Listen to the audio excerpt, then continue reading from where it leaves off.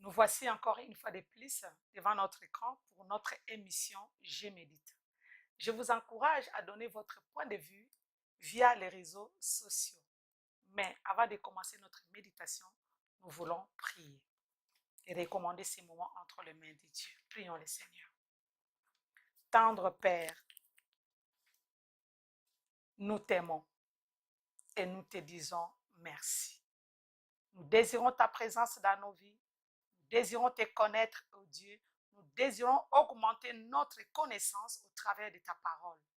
Accorde-nous ce cœur, Seigneur. Dispose notre esprit afin que nous puissions comprendre, Seigneur, ta parole et la révélation de ta parole au travers de cette méditation.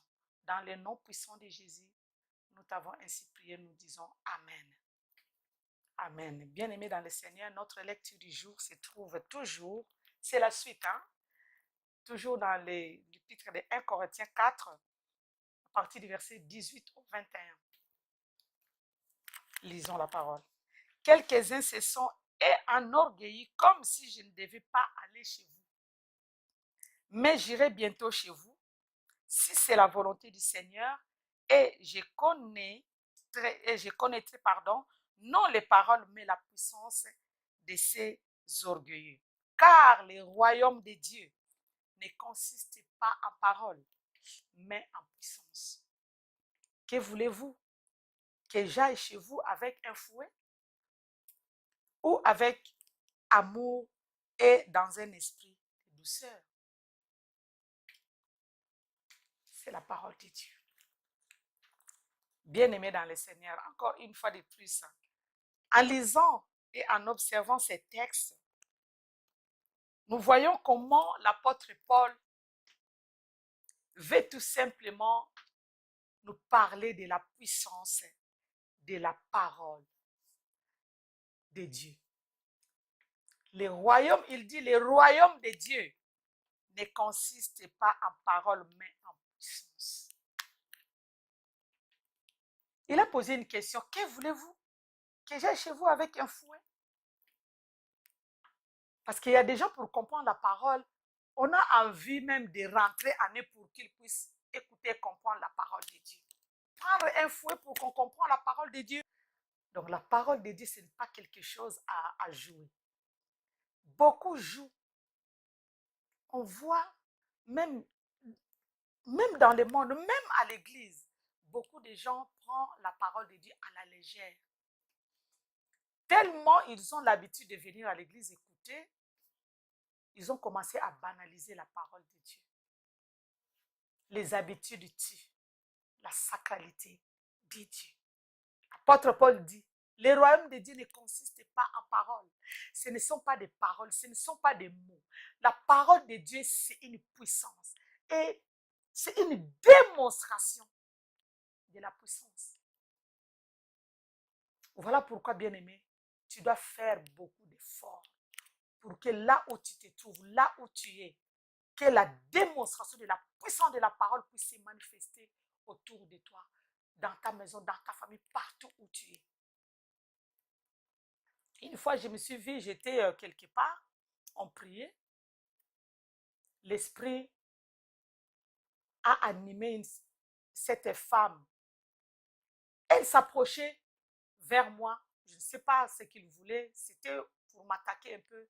Et moi-même, je me suis levée, j'ai dit, je suis en Christ. Jésus qui est en moi est plus fort que l'Esprit qui est en train de t'animer. La puissance de Dieu agit maintenant. Au nom de Jésus, tu t'agenouilles.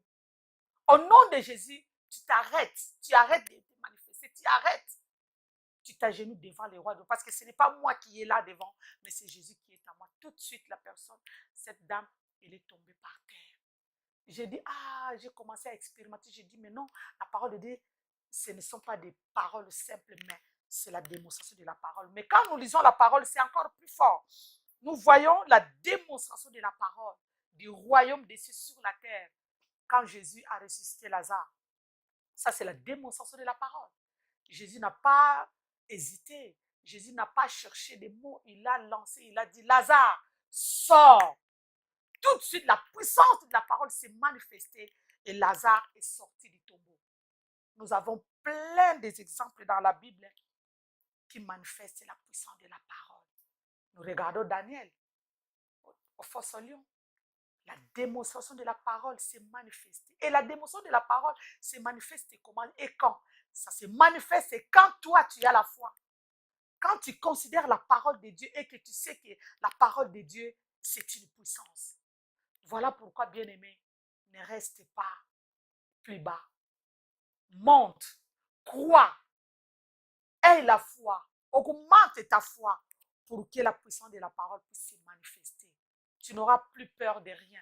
Rien ne peut te limiter. Tu as le pouvoir, tu as ça. Parce que la parole de Dieu qui est en toi, le royaume qui est en toi, qui est lui-même Jésus en toi, va manifester la puissance de Dieu au travers de toi. Avec son esprit de puissance. N'hésite pas. Va. Proclame, manifeste la puissance de la parole de Dieu. S'il faut libérer la guérison, libère devant quelqu'un qui est malade. Dis, sois guéri au nom de Jésus. La démonstration de la parole, nous avons. Bien-aimés dans le Seigneur, voici, à la fin, nous voulons prier. Prions le Seigneur. Éternel Dieu de gloire, tu nous appelles à avoir la foi. Tu nous dis que le royaume ne consiste pas en parole, mais en puissance. Seigneur, ta parole, elle est puissante. Il suffit, Seigneur, que nous puissions l'utiliser. Il suffit seulement que nous puissions avoir cette foi, Seigneur. Oh Seigneur, j'implore ta grâce.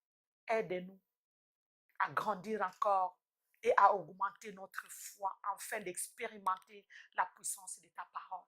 Dans le nom puissant de Jésus, j'ai ainsi prié. Amen. Amen. C'est déjà la fin de notre émission. Rendez-vous demain pour la suite de notre méditation. Merci de nous suivre sur notre chaîne Maranatha Télévision, numéro 142 Orao Télécom. Je vous invite à vous abonner à notre web TV sur YouTube et apporter votre commentaire. Soyez bénis et à demain. Au revoir.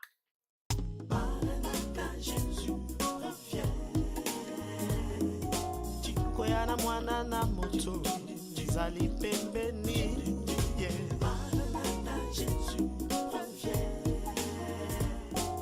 Koyana mwana na moto Zali pembeni